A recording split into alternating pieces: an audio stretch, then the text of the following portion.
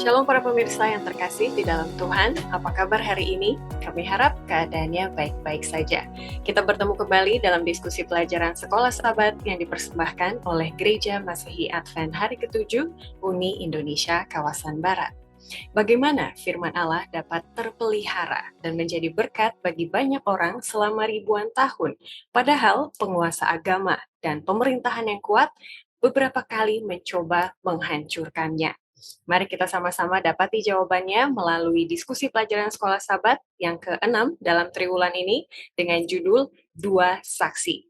Kita akan sama-sama berdiskusi bersama dua narasumber kita, Pendeta Sony Situmorang, Direktur Komunikasi Uni Indonesia Kawasan Barat, dan Pendeta Max Lucky Tinanti, Direktur Penata Layanan Wilayah Kalimantan Barat. Shalom Bapak Pendeta, selamat datang. Shalom. Terima kasih sudah hadir di pelajaran yang ke-6 ini. Dan seperti biasa, kita akan menyapa para pemirsa terlebih dahulu yang sudah dengan setia dan rajin meninggalkan salam mereka dalam komen video kita di YouTube. Untuk Pendeta Lucky nanti saya mau bacakan beberapa nama baru seperti Ejaib EJ yang mengatakan amin, puji Tuhan, sangat jelas. Terima kasih dalam hal diskusinya. Puji Tuhan. Berikutnya dari Polman Sinaga mengatakan Tuhan menolong kita untuk memahami rencana yang indah bagi kita semua. Terima kasih atas ulasannya. Dari Kucing Sarawak ada Pirasidi Sidi mengatakan, terima kasih diskusi Sekolah Sabat ini sangat memudahkan saya memahami pelajaran Sekolah Sabat. Puji Tuhan. Berikutnya dari Jerry Manus mengatakan, thanks, happy Sabat, sudah menambah pengertian Sekolah Sabat. Berikutnya dari Loma Linda Indonesian Church, California, USA, atas nama Rismawati Somo Pawiro, mengatakan, salam untuk semua umat Tuhan yang mengikuti channel ini. Semoga kita diberkati selalu dalam menanti kedatangan Tuhan kedua kali. Beberapa nama lain seperti Frida Ratulangi, Ronalda Sopakua, Frankie Tiansong, Jaudis Kundir di Sabah, dan juga Lardi Jais. Untuk nama-nama ini, Pendeta Lucky silakan memberikan semangat dan juga salam baliknya. Baik, terima kasih Ivy. Shalom untuk para pemirsa, sahabat-sahabat rohani yang sudah menyaksikan diskusi Sekolah Sabat ini, baik yang dari Indonesia maupun yang ada di Kucing dan juga di Loma Linda. Kiranya saudara terus belajar akan firman Tuhan. Melalui pelajaran ini saudara semakin memahami apa yang Tuhan mau katakan, bahkan semangat untuk mendekatkan diri kepada Tuhan melalui pelajaran Sekolah Sabat ini. Tuhan Yesus memberkati saudara. Amin. Terima kasih sekali Pendeta. Dan lebih banyak dari salam-salam dari akun-akun yang namanya baru, ada banyak lagi dari para pemirsa kita yang setia. Saya mau meng-highlight 4 salam saya sampaikan kepada Pendeta Sony Situmorang. Dari Dolin Gombidau di Tambunan, Sabah mengatakan, saya senang paham Sekolah Sabat ini dibawakan oleh hamba Tuhan yang setia. Tuhan memberkati kita semua. Saya rasa kesenangan ini juga yang dirasakan oleh para tokoh reformasi, sehingga mereka semangat belajar dan semangat memberitakannya kepada orang lain juga. Berikutnya dari Joluin Joiruh mengatakan, Shalom, saya telah mengikuti diskusi Sekolah Sabat ini lebih 2 tahun lalu. Saya telah terus bertumbuh dan kini ramai kenalan baru dalam Kristus mengikuti program ini. Semoga iman kita terus bertumbuh dan sama-sama membangun dalam rumah Yesus. Berikutnya dari Paulus mengatakan, puji Tuhan, kita benar-benar orang yang sangat beruntung sebagai orang Kristen yang telah menjadi anak-anak Allah yang akan mewarisi kerajaan Allah. Dan terakhir dari rekan kita, Pendeta Denny Kanajo di Kupang mengatakan, puji Tuhan, pelajaran yang sangat menguatkan iman karena para pembaru dalam menghadapi pencobaan besar. Namun iman mereka tetap setia. Bagaimana dengan kita saat ini? Silakan Pendeta Sony dengan salamnya, dan minggu lalu kami kehilangan Pendeta Sony dalam satu episode ya. Mungkin Pendeta bisa share pengalaman pelayanan selama ini. Silakan Pendeta. Baik, terima kasih atas atensi dan respon yang positif. Benar, ini kita buat supaya kita semakin hari semakin giat belajar. Dan tentunya masing-masing kita punya keterbatasan. Dan untuk itulah mari kita saling mengisi, saling menguatkan. Dan kami juga berterima kasih kepada komen-komen yang positif maupun saran-saran yang membangun yang membuat kami lebih dekat kepada Tuhan, dan kita semua diharapkan bisa semakin giat belajar.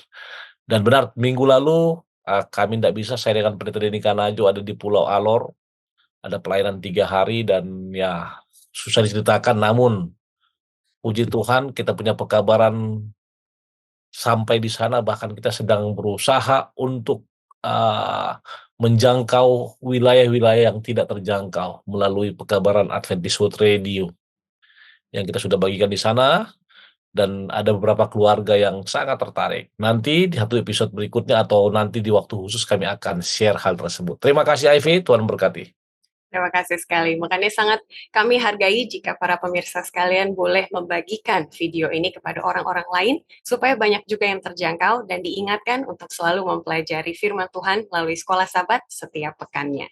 Baiklah, untuk memulai kita akan membacakan ayat intinya, dan nanti doa buka saya minta kesediaan dari Pendeta Lucky Tinenti. Ayat intinya terdapat di dalam Yesaya 40 ayat 8. Rumput menjadi kering, bunga menjadi layu, tetapi firman Allah kita tetap untuk selama-lamanya. Silakan Pendeta Tinenti. Mari kita berdoa. Bapa di sorga, terima kasih oleh karena kesempatan Tuhan berikan bagi kami hamba-hamba Tuhan, hendak membuka dari firman-Mu, mempelajari, bahkan kami rindu banyak orang mendengar tentang kebenaran firman-Mu. Saat ini kami akan membahas pelajaran yang ke-6, 2 saksi. Kiranya Roh Tuhan membuka hati dan pikiran kami, hamba-Mu, hamba Tuhan Pendeta Sonis Tumorang dan Ivy sebagai moderator, serta setiap perangkat yang kami gunakan. Kiranya melalui pertolongan Tuhan, firman ini tersampaikan dengan baik, dan banyak orang terberkati, iman mereka bertumbuh, bahkan percaya terhadap firman-Mu yang adalah sumber kebenaran dan kehidupan. Kami serahkan semua ini ke dalam tangan-Mu Tuhan. Ampuni dosa kami, dalam nama Yesus kami berdoa. Amin. Amin. Terima kasih sekali. Baik para pemirsa, mari kita siapkan Alkitab. Kita akan sama-sama membukanya, dan kalau ada buku catatan boleh juga dicatat semua pelajaran dan juga pertanyaan yang akan dibawa ke UKSS masing-masing di hari Sabat, supaya bisa menjadi berkat bagi banyak orang termasuk jemaat kita. Kita akan masuk ke pelajaran hari Senin, maksud saya Minggu, dengan judul 2 saksi. Kita langsung straight to the point, Pendeta Soni Situmorang. Apa yang dimaksudkan dengan 2 saksi? Apa mereka, siapa mereka yang memelihara firman Tuhan sampai berabad-abad dan sampai sekarang ini, walaupun banyak aspek, banyak pihak yang mau menghancurkannya. Silakan Pendeta Soni. Baik, terima kasih. Sebelum Anda mengetahui siapa 2 saksi, maka perlu kita baca nanti Wahyu 11 ayat 36 dan juga Zakaria pasal 4. Memang dalam dunia teolog banyak yang menginterpretasikan 2 saksi ini mengarah kepada Elia dan Musa, bahkan Henok sekalipun di teologi luar. Namun ketika kita fokus kepada Sekolah Sabat kita, maka di paragraf terakhir telah dikatakan, atau Afi boleh baca paragraf terakhir? Hari Minggu. Ya. Siapakah? Siapakah kedua saksi ini? Berdasarkan poin-poin Alkitabiah ini dan karakteristik yang diberikan dalam Wahyu 11, kita dapat menyimpulkan bukan secara dogmatis bahwa kedua saksi itu adalah kitab suci Perjanjian Lama dan Perjanjian Baru yang mengomunikasikan terang dan kebenaran Allah kepada kita. Kenapa sampai dikatakan demikian? Ketika para pemirsa baca Zakaria pasal 4, maka Nabi melihat 2 pohon zaitun. Dan di kedua sisi kakinya apa dikatakan? Ada kaki dia emas. Dan juga Zakaria 11, ada juga dikatakan yang diurapi di seluruh bumi. Ketika para pemirsa baca paragraf pertama, mulai bagian B. Coba Ivy, dari kita diingatkan. Sampai Yakobus 5 ayat 17. Kita diingatkan akan apa yang ditulis oleh pemazmur dalam Mazmur 119 ayat 105. Firman-Mu itu pelita bagi kakiku dan terang bagi jalanku. Minyak melambangkan Roh Kudus, seperti dalam Zakaria 4 ayat 2 dan 6. Terus. Penglihatan Yohanes dalam Wahyu 11 menggambarkan firman Allah yang diberitakan dalam kuasa Roh Kudus untuk menerangi dunia. Kedua saksi ini dapat bernubuat dan menahan hujan agar tidak turun selama yang mereka ramalkan. Mereka dapat mengubah air menjadi darah dan menghantam bumi dengan tulah. Melalui firman Allah, Elia mengatakan tidak akan ada hujan selama 3 tahun. Kemudian ia berdoa kepada Allah dan hujan kembali turun setelah para nabi palsu Baal gagal mengakhiri kekeringan. Melalui firman Allah, Musa mendatangkan berbagai macam tulah kepada bangsa Mesir, termasuk mengubah air menjadi darah karena Firaun menolak untuk membebaskan umat Allah. Jadi ini berbased on inilah banyak para ilmuwan mengatakan Musa, Elia, tapi sekolah sahabat mengarah kepada perjanjian baru. Dan apa itu dua saksi? Inilah satu gambaran bahwa di tengah-tengah dosa yang sangat luar biasa ini, di tengah-tengah teror dari pemerintah, dari dunia pun mereka akan tetap berdiri dalam kebenaran. Itu dari saya, Ivy. Terima kasih. Terima kasih sekali. Sangat jelas dua saksi adalah dua bagian dari Alkitab yang kita pegang sekarang, Perjanjian Lama dan Perjanjian Baru. Tapi sayangnya, Pendeta Luki Tinenti, banyak orang Kristen yang meremehkan Perjanjian Baru. Perjanjian Lama maksud saya. Jadi pertanyaannya, apa bahayanya? Apa salahnya ketika Perjanjian Lama tidak dijunjung tinggi seperti banyaknya orang menjunjung tinggi Perjanjian Baru? Silakan Pendeta. Baik, terima kasih Ivy. Tadi sudah Pendeta Sony Situmorang mengatakan bahwa ini adalah dua saksi ini adalah Perjanjian Lama dan Perjanjian Baru. Dua saksi. Artinya di dalam satu kitab ada Perjanjian Lama dan Baru yang tidak dapat dipisahkan. Memang betul. Saya juga menemukan bukan saja di tahun ini, tapi beberapa tahun yang saya temukan orang lebih mengutamakan bahkan lebih mempelajari Perjanjian Baru dan mereka mengabaikan Perjanjian Lama seolah-olah Perjanjian Lama ini sudah tidak berlaku lagi atau tidak relevan lagi untuk hidup saat ini. Saya mau katakan bahwa firman Tuhan, Perjanjian Lama dan Perjanjian Baru adalah saksi dari kehidupan Yesus, dari apa yang Yesus mau lakukan di dalam kehidupannya. Jadi apa yang dituliskan Perjanjian Lama juga adalah saksi bagaimana Allah akan bekerja di dalam hidup kita. Bagaimana janji keselamatan itu sudah ada dalam Perjanjian Lama. Janji nubuatan itu ada dalam Perjanjian Lama yang dibuktikan dalam Perjanjian Baru melalui kehidupan Yesus. Jadi kita tidak bisa mengabaikan Perjanjian Lama itu begitu saja. Kita tidak bisa pisahkan. Karena dua saksi ini adalah berhubungan satu dengan yang lainnya. Jika Perjanjian Lama menyatakan tentang janji-janji yang akan terjadi dalam Perjanjian Baru, maka kita tidak mungkin meninggalkan janji-janji itu. Ini adalah sejarah yang perlu kita pelajari dalam hidup kita. Jadi, jika saya dan saudara menemukan ini terjadi pada zaman ini, kepada siapapun yang kita temukan bahwa Perjanjian Lama sudah berlaku, saya pikir mari kita ingatkan mereka bahwa Perjanjian Lama, saksi Tuhan, ini perlu kita pelajari dan tidak boleh kita pisahkan satu dengan yang lain. Apa yang dinubuatkan dan digenapi di Perjanjian Baru adalah oleh karena adanya Perjanjian Lama, dan itu semua perlu kita pelajari untuk membangun iman kita. Mari kita ingatkan semua umat-umat Tuhan agar menggunakan dua saksi ini dengan baik, jangan dipisahkan satu dengan yang lain. Mungkin itu dari saya. Terima kasih, Ayu. Terima kasih sekali Pendeta, semoga menjadi perenungan bagi kita pribadi bagaimana sikap kita menghormati kedua perjanjian ini, lama dan baru, dan bagaimana kita mengingatkan orang lain juga akan pentingnya kedua saksi tersebut. Baiklah, kita masuk ke hari Senin dengan judul Periode-periode Waktu Nubuatan. Tadi sudah disinggung oleh Pendeta Max Luki Tinenti bagaimana pentingnya dua saksi ini, karena ada satu nubuatan yang masanya, yang periodenya diceritakan dalam Perjanjian Lama dan juga Perjanjian Baru. Secara spesifik, Pendeta Sony Situmorang boleh beritahukan kepada kita nubuatan apa, nubuatan yang mana, begitu ya, karena di dalam firman Tuhan ada banyak sekali nubuatan, dan bagaimana sejarah menyatakan ataupun mengkonfirmasi nubuatan tersebut yang sedang kita bahas dalam pelajaran ini. Silakan Pendeta Sony. Baik, terima kasih. Ketika membahas periode-periode nubuatan, maka kita tidak boleh lupa akan pelajaran ini secara keutuhannya, secara keseluruhan. Telah dibahas pada pelajaran keempat kemarin ketika ada kalimat dianiaya namun menang. Itu merupakan masa 3,5 masa. Satu masa itu 360 hari atau 1 tahun. Berarti dikali 3,5 itu sama dengan 1.260 hari. Dan itu mengarah kepada masa apa? Masa kegelapan. Dan pemirsa boleh lihat di paragraf pertama dikatakan kedua saksi berkabung. Kenapa berkabung? Karena pada waktu itu atau 42 halaman, 2 halaman namanya kebenaran itu seperti diinjak-injak. Dan itu kalau belajar sejarah maka kita mengetahui bahwa Roma Kepausan pada saat itu sangat berkuasa, bahkan memutarbalikkan segala sesuatu. Namun semua itu ada masanya. Untuk lebih jelasnya, Ivy boleh baca paragraf ketiga Ya. saja.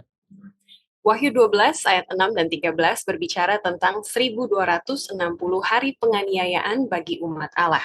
Wahyu 12 ayat 14 berbicara tentang 1 masa, 2 masa, dan setengah masa. Wahyu 13 ayat 5 berbicara tentang 42 bulan. Kita menemukan 42 bulan dan 1260 hari disebutkan dalam Wahyu 11 ayat 2 dan 3. Semua nubuatan ini menggambarkan aspek-aspek yang berbeda dari periode waktu sejarah yang sama. Ingat, itu dimulai 538 dan berakhir tahun 1798 ya. Ada berhubungan dengan Jenderal Berthier. Untuk lebih lanjut nanti pemirsa boleh cek di Google. Kadang-kadang itu perlu untuk membawa kita lebih dekat kepada Tuhan. Dan di dalam periode itu ada muncul banyak nama seperti John Huss, Jerome, Martin Luther, Zwingli, Calvin, Wesley, bahkan satu kelompok dengan nama Waldensia. Jadi itulah masa itu. Terima kasih. Terima kasih Pendeta. Jadi kita lihat di sini nubuatan yang kita bicarakan adalah nubuatan 1260 hari petang dan pagi, dan bagaimana nubuatan tersebut akan lebih jelas kita pahami jika kita mengaitkan Daniel dan juga Wahyu. Jadi sayang sekali kalau kita meremehkan perjanjian lama. Kita tidak bisa memahami dengan lengkap apa yang ditulis di Wahyu. Nah, Pendeta Lukiti nanti inilah yang menjadi pembelajaran dari para tokoh reformasi, begitu ya. Selama ini kebenaran Tuhan ditutupi oleh tradisi atau penguasa agama, tetapi ketika mereka melihat, oh perjanjian lama kok jarang ya kita pelajari, padahal ini melengkapi yang selama ini kita pelajari di perjanjian baru. Jadi bagaimana ketika kita melihat para tokoh reformasi, makin jelaslah pentingnya kedua saksi ini. Silakan Pendeta Lukiti nanti tambahkan. Terima kasih, Ivy. Inilah membuka pikiran saya dan saudara, umat-umat Tuhan, bahwa di tengah-tengah kegelapan, penganiayaan, ada orang-orang yang diterangi oleh Roh Kudus untuk kembali membuka dua saksi ini, mempelajari dengan baik, sehingga mereka menemukan apa yang Tuhan mau sampaikan kepada mereka, menjadi pegangan yang mereka sampaikan kepada banyak orang. Dan mereka temukan itu di saat mereka membuka perjanjian lama itu. Mereka temukan tentang apa yang Tuhan mau katakan bagi mereka di masa depan ini. Ya, jadi saya mau katakan bahwa sebagaimana para pembaharu ini, mereka seperti John Huss, Jerome, Martin Luther, Ulrich Zwingli, John Calvin, Charles Wesley, dan masih banyak lagi. Mereka diterangi Roh Kudus dan mereka membuka itu, menunjukkan kepada kita bahwa begitu pentingnya dua saksi ini harus kita pelajari, tidak bisa kita pisahkan. Bahkan kita melihat dalam periode waktu yang ditentukan, 1260 hari ini, mereka tekun di dalam mempelajari firman Tuhan, bahkan firman Tuhan itu membawa mereka setia, bahkan nyawa mereka menjadi taruhan oleh karena mereka menemukan kebenaran Tuhan di dalam kehidupan dua saksi ini. Jadi ya, sebagaimana mereka belajar, kita pun harus belajar. Jangan sampai kita tinggalkan kedua saksi ini, sehingga kita menjadi pembaru-pembaru di akhir zaman seperti mereka. Terima kasih. Amin. Jadi boleh menjadi pokok diskusi di UKSS kita masing-masing, apakah ada tradisi-tradisi yang menutupi kebenaran atau praktik kebenaran tersebut dari firman Allah dalam kehidupan Anda ataupun kehidupan orang-orang di sekitar kita. Semoga kita boleh menjadi para pembaru yang bisa lepas dari kegelapan, tradisi, ataupun hal-hal lainnya. Baiklah, kita akan langsung masuk ke pelajaran hari Selasa dengan judul Dua Saksi Dibunuh. Melanjuti Wahyu 11 mengenai nubuatan 1260 pagi dan petang yang kita bahas, ada periode di mana kedua saksi ini dikalahkan atau dibunuh. Apa maksudnya, Pendeta Sony Situmorang, dan oleh siapa kedua saksi ini bisa dibungkam gitu? Silakan Pendeta. Oke, baik, terima kasih. Ketika kita membahas mengenai dua saksi dibunuh, masa kita harus ingat apa? Ingat di akhir 1798, kemudian kita harus juga ingat tahun 1793. Kenapa sampai dikatakan dibunuh? Maka Ivy boleh baca paragraf terakhir, Ivy. Ya, Wahyu 11 ayat 9 mengatakan bahwa mayat kedua saksi Allah akan terbaring tak terkubur selama 3,5 hari, yaitu hari nubuatan yang mewakili 3,5 tahun secara harfiah. Ateisme mencapai puncaknya pada masa revolusi Prancis, setidaknya selama sekitar 3,5 tahun. Periode ini berlangsung dari tanggal 26 November 1793 ketika sebuah dekrit yang dikeluarkan di Paris menghapuskan agama, hingga 17 Juni 1797 ketika pemerintah Prancis menghapus hukum-hukum agamanya yang membatasi. Siapa memulainya? Paragraf pertama, Ivy. Pada tahun 538 Masehi, Kekaisaran Romawi kafir telah runtuh. Justinianus, Kaisar Romawi, menyerahkan otoritas sipil, politik, dan agama kepada Paus Vigilis. Periode panjang dominasi gereja abad pertengahan pun dimulai. Hal ini berlanjut hingga tahun 1798 Masehi. Jenderal Prancis Berthier atas perintah Napoleon berbaris tanpa perlawanan ke Roma pada 10 Februari 1798. Paus Pius ke-6 ditawan dan dibawa kembali ke Prancis, di mana ia meninggal. Tanggal ini menandai akhir dari otoritas sekuler gereja Roma yang diprediksi secara nubuatan, yaitu 1260 hari atau tahun, seperti yang digambarkan dalam kitab Daniel dan Wahyu. Lihat pelajaran kemarin. Nah, inilah tahun 538, inilah apa tanda dimulainya. Kemudian ketika Jenderal Berthier, satu jenderal kepercayaan Napoleon, berhasil menangkap Paus Pius. Artinya gini, Paus memulai dan Paus juga mengakhiri. Dan dua saksi itu dibunuh dalam masa itu, seperti perjalanan kemarin di mana kitab suci tidak bisa dibaca atau disebarkan secara bebas. Terima kasih, Ivy. Terima kasih sekali Pendeta sudah membawa kita kepada sejarah dunia yang panjang begitu ya. Tapi kalau boleh saya simpulkan, kedua saksi firman Allah dalam Perjanjian Lama dan Perjanjian Baru pernah ditutup oleh masa kegelapan, ketika itu gereja yang berkuasa di abad pertengahan yang melakukannya, dan lalu ada sebuah pemerintahan juga yang membuat negaranya ateis, yaitu pada zaman revolusi Perancis. Nah, Pendeta Max Lukiti, nanti kita mau melihat bagaimana dalam peristiwa revolusi Perancis ataupun dalam masa kegelapan, sebenarnya yang kita lihat ini adalah pertentangan besar, The Great Controversy, sesuai judul besar dari sekolah sahabat kita. Dalam hal apa kita bisa melihat, oh ini toh yang dimaksudkan dengan pertentangan besar itu. Silakan Pendeta. Iya, terima kasih Ivy. Saudara-saudara yang dikasih oleh Tuhan, di revolusi Prancis ini terjadi pergerakan besar di mana kuasa Roma, kekafiran itu, memasukkan atau menegaskan tentang, mereka memasukkan penyembah-penyembah, festival seperti Nalar dimasukkan di Prancis. Bahkan orang-orang yang mencoba untuk mempelajari Alkitab itu dianiaya, bahkan dibunuh. Bahkan dua saksi ini mereka dibunuh, artinya Alkitab itu saudara dibakar. Orang-orang yang mempelajari Alkitab mulai dianiaya. Siapa yang mencoba meneliti Alkitab, mereka siksa dan mereka gantikan dengan penyembahan-penyembahan ateis dan amoralitas itu yang dilambangkan dengan Sodom dan Mesir. Jadi pertentangan besar sini adalah bagaimana iblis bekerja melalui orang-orang yang tidak beriman untuk membunuh dua saksi Allah ini, sehingga Alkitab itu dimusnahkan, dibakar, berusaha mereka hilangkan dan mereka ganti dengan penyembah-penyembah ilah-ilah yang ada di dunia ini. Tetapi yang luar biasanya adalah meskipun dua saksi ini dibunuh, ya Allah tetap memegang dan memelihara dua saksi ini.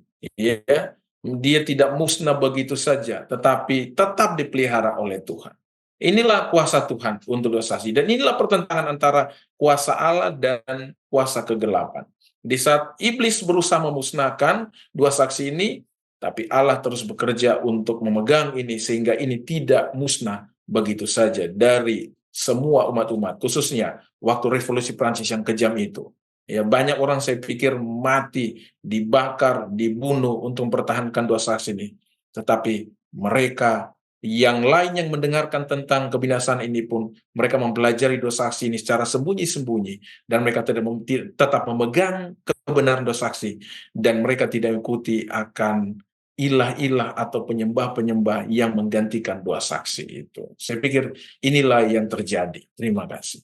Ya, terima kasih Pendeta Tinenti sudah membahas pertanyaan nomor 1 di hari Jumat. Jadi itu boleh didiskusikan di UKSS masing-masing.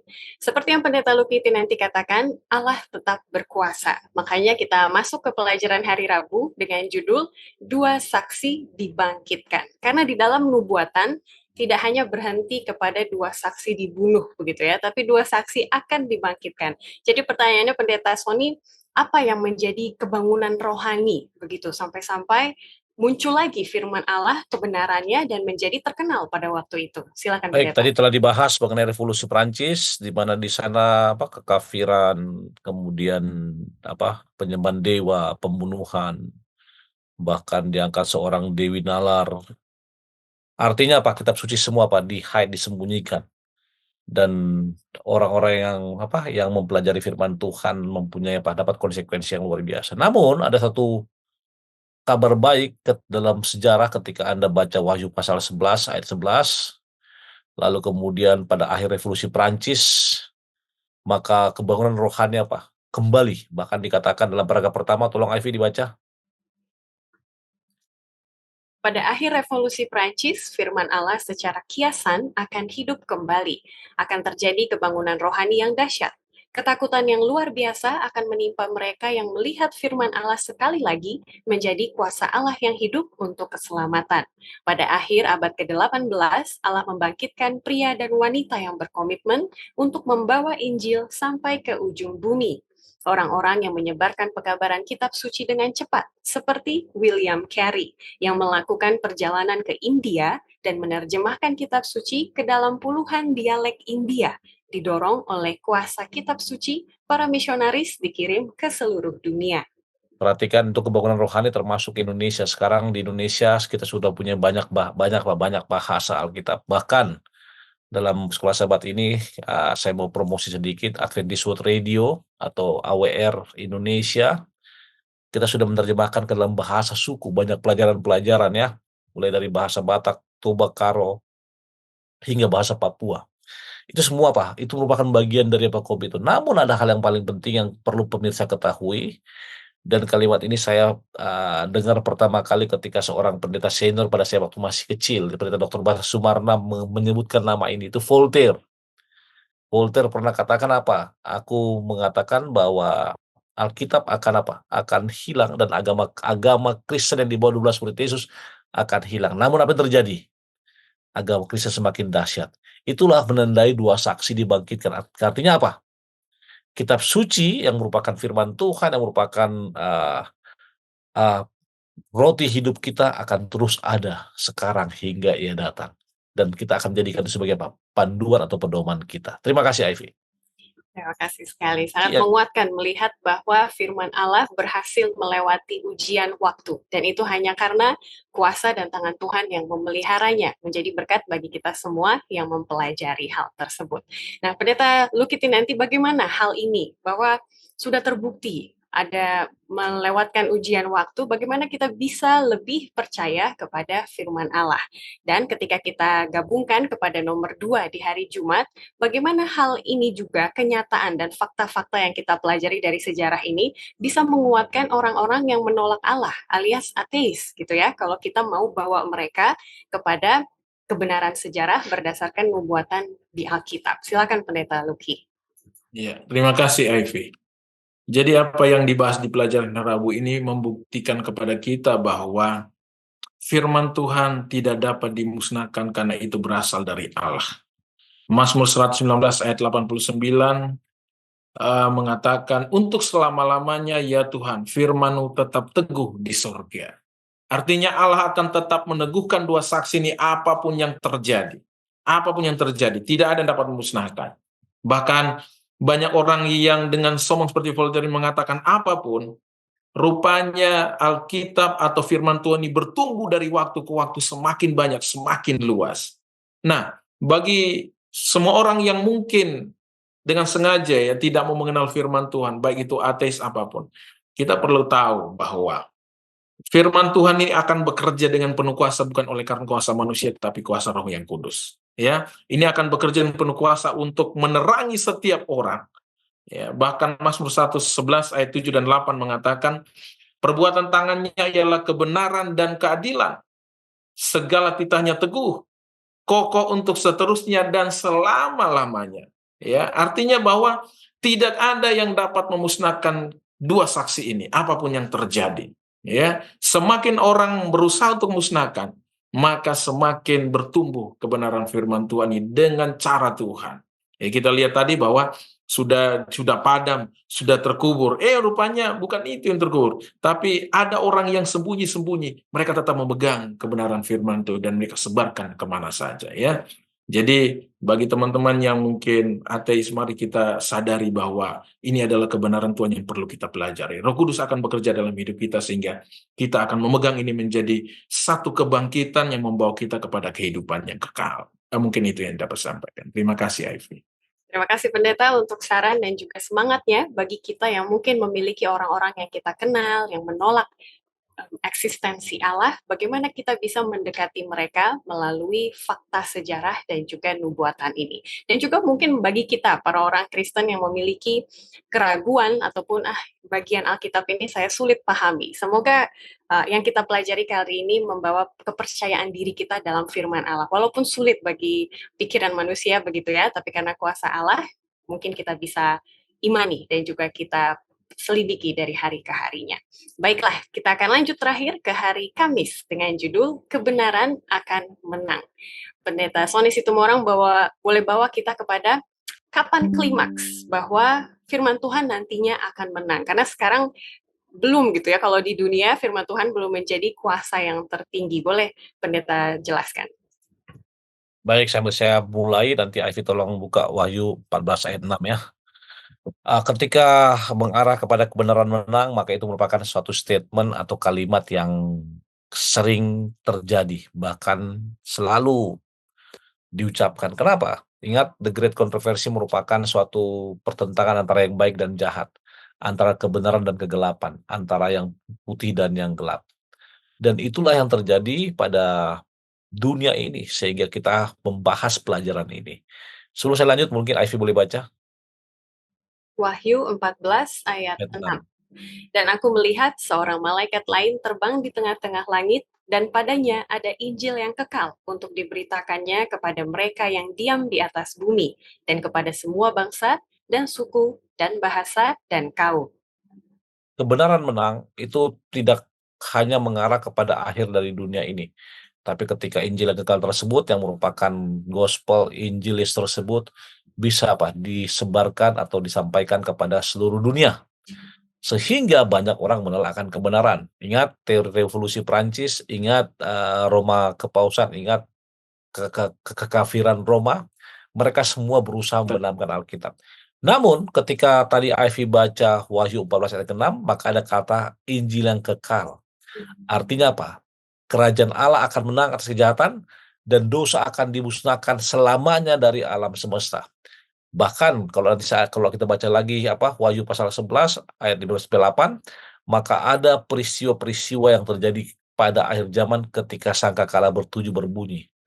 Para pemirsa coba bahas itu di rumah atau di diskusi oleh sahabat Anda, apakah itu sudah terjadi sekarang? Namun yang paling luar biasa, akhirnya nanti adalah ketika kita boleh sama-sama melihat Tuhan di angkasa dan bait Allah terbuka. Dan itu mungkin nanti Pastor Luki akan terangkan di bagian kedua. Terima kasih. Ya, terima kasih sekali Pendeta, dan betul sekali pertanyaan berikutnya memang mengenai itu Pendeta Luki nanti. Kita selama pekan ini membahas banyak dari Wahyu 11 yang menggambarkan sebuah nubuatan dari zaman dulu, penguasa gereja di abad pertengahan sampai nanti ketika Yohanes melihat pintu surga terbuka. Apa yang dilihat di bait suci di surga dan apa pentingnya bagi kita sekarang untuk memahami penglihatan dari Yohanes tersebut? Silakan Pendeta. Baik, terima kasih Ivy. Jika kita baca di dalam Wahyu pasal 11 ayat 19, maka terbukalah bait suci Allah yang di surga dan kelihatanlah tabut perjanjiannya di dalam bait suci itu, dan terjadilah kilat dan deru guruh dan gempa bumi dan hujan es lebat. Kalau kita baca di pelajaran kita hari Kamis yang paling bawah, bait Allah di surga terbuka bagi pandangan Yohanes. Ketika ia memandang ke dalam tempat Maha Kudus, ia melihat tabut perjanjian di dalam bait suci perjanjian lama yang merupakan sebuah tipe yang berpola dari bentuk asli agung di surga. Hadirat Allah yang mulia dinyatakan di antara dua figur malaikat yang ada di tutup perjanjian, tabut perjanjian. Di dalam tabut terdapat hukum Allah. Meskipun kita diselamatkan hanya oleh kasih karunia melalui iman, ketaatan pada hukum Allah menunjukkan apakah iman kita itu murni. Hukum Allah adalah dasar dan standar penghakiman. Fakta ini menjadi sangat paling relevan di akhir zaman ini. Menunjukkan kepada saya dan saudara bahwa kita diselamatkan oleh kasih karunia. Tetapi dua saksi ini punya peran penting bagi kita untuk menuntun kita, membuktikan kita bahwa kita ini punya iman, dan kita merespon kasih karunia dengan mempelajari firman Tuhan, dan kita mengikuti serta kita taat kepada firman Tuhan tersebut. Termasuk di dalamnya adalah tabut perjanjian berisi daripada hukum-hukum Allah. Jadi di saat saya dan saudara melihat bagaimana Yohanes melihat tabut tersebut, maka saya dan saudara terbayang bagaimana Allah rindu kita taat dan melakukan setiap perintah dan firman dari kedua saksi yang sudah kita pelajari ini. Ya, kita diajak untuk melakukan dengan iman dan merespon kasih karunia itu dengan menghidupkan firman Tuhan dalam kehidupan kita. Jadi kita tidak hanya untuk mengatakan bahwa saya mendapat kasih karunia, tetapi tidak. Kita merespon itu dengan apa yang mau kita lakukan dalam kehidupan kita, ya. Jadi pelajaran ini membawa saya dan saudara bagaimana kita harus menang. Saksi itu menuntun kita agar kita menang. Tetapi jika kita hanya membaca tapi kita tidak menghidupkan, apakah kita bisa menang dalam hidup ini? Saya pikir tidak. Tapi yang mau firman Tuhan katakan kepada kita adalah, di saat dilihat bait suci terbuka dan ada tabut Allah, menunjukkan bahwa mari kita memandang kepada Tuhan, kita lakukan firman Tuhan, kita menghadapi pertentangan besar ini dengan firman Tuhan. Sebagaimana Yesus di dunia ini pun menghadapi kegelapan dengan firman Tuhan, maka kita pun harus gunakan itu sebagai tolak ukur kita untuk menghadapi apa saja yang kita hadapi ke depan. Karena sudah pasti kemenangan itu akan kita raih, dan Yesus sudah tunjukkan kemenangan itu. Tinggal bagaimana kita mau masuk dan hidup bersama dengan kemenangan tersebut, ya. Jadi mungkin ini yang dapat saya sampaikan buat kita. Mungkin nanti di kelompok kita masing-masing, di hari Sabat nanti kita boleh diskusikan apa yang mau kita ambil dari pelajaran kita yang dapat membawa kita lebih setia kepada Tuhan. Terima kasih. Amin. Terima kasih sekali Pendeta. Dan saya rasa pelajaran di hari Kamis berjudul kebenaran menang, bukan akan, begitu ya. Karena kalau kita memegang kedua saksi tersebut, kemenangan bisa menjadi milik kita sekarang juga. Baiklah, untuk menyimpulkan diskusi dalam pelajaran ke-6 dengan judul Dua Saksi, saya mau bertanya kepada para narasumber, apa ajakannya Pendeta? Karena dua saksi ini ada di tangan kita masing-masing, dalam bentuk Alkitab atau dalam device dan juga gadget kita. Jadi apa ajakannya? Pendeta mau kita berbuat apa begitu ya dengan dua saksi ini supaya kita bisa menang dalam pertentangan besar, supaya kita bisa berada dalam sisi Yesus dan juga Allah dalam pertentangan besar ini. Boleh saya mulai dari Pendeta Sony Situmorang? Baik, terima kasih. Sebagai kesimpulan, ada satu ajakan yang saya mau sampaikan kepada para pemirsa dimanapun Anda berada, yaitu pertama baca ayat hafalan. Apa ayat hafalannya? Rumput menjadi kering, bunga menjadi layu, tapi firman Allah kita tetap untuk selama-lamanya. Ketika itu mengarah kepada kata tetap, artinya itu merupakan suatu hal yang harus kita jaga, harus kita ikuti, harus kita baca. Dan itu sekarang terwujud dalam apa? Firman Tuhan Alkitab. Pertanyaan pertama bagi saya dan bagi saudara semua, kapan terakhir kali Anda membaca atau membuka Alkitab Anda? Dan ajakan bagi kita, jangan pernah lewatkan satu hari pun tanpa membuka atau membaca Alkitab Anda. Sehingga apa? Saksi yang kita pelajari pada pekan ini akan boleh hidup dalam diri kita, yang bisa kita aplikasikan dalam kehidupan sehari-hari. Terima kasih, Tuhan berkati. Terima kasih. Saya rasa ajakannya simple. Semoga kita bisa lakukan dengan doa para pemirsa. Bagaimana dengan Pendeta Tinenti? Apa ajakannya Pendeta? Ya, ajakan buat saya adalah sebagaimana para pembaharu ini rela mati oleh karena firman Tuhan, oleh karena kedua saksi ini, apakah kita di akhir zaman ini, kita akan diam saja? Apakah kita akan takut? Saya pikir tidak. Jangan biarkan firman Tuhan ini terkubur dan tertidur dalam hidup kita hari ini. Tapi mari kita buka dua saksi ini. Kita pelajari untuk menguatkan iman kita, agar kita tampil seperti para pembaru ini, berani menyatakan kebenaran firman Tuhan, meskipun bahaya mengancam hidup kita. Karena dua saksi ini sesungguhnya membawa kita kepada kehidupan yang kekal, di balik setiap penderitaan yang kita alami oleh karena kebenaran itu sudah menang di dalam kehidupan ini. Saya pikir ini saja ajakan. Mari kita belajar firman Tuhan. Jangan biarkan firman Tuhan tertidur di meja kita, di ruang tidur kita, atau di mana saja. Tapi mari kita buka, kita pelajari menjadi berkat di dalam kehidupan kita. Amin. Amin. Selain dibaca, mari kita hidupkan dan juga nyatakan kepada orang lain. Baik, untuk menutup kebersamaan kita, Pendeta Sony Situmorang boleh berdoa berkat bagi para pemirsa sekalian. Kita sama-sama tunduk kepala dan berdoa.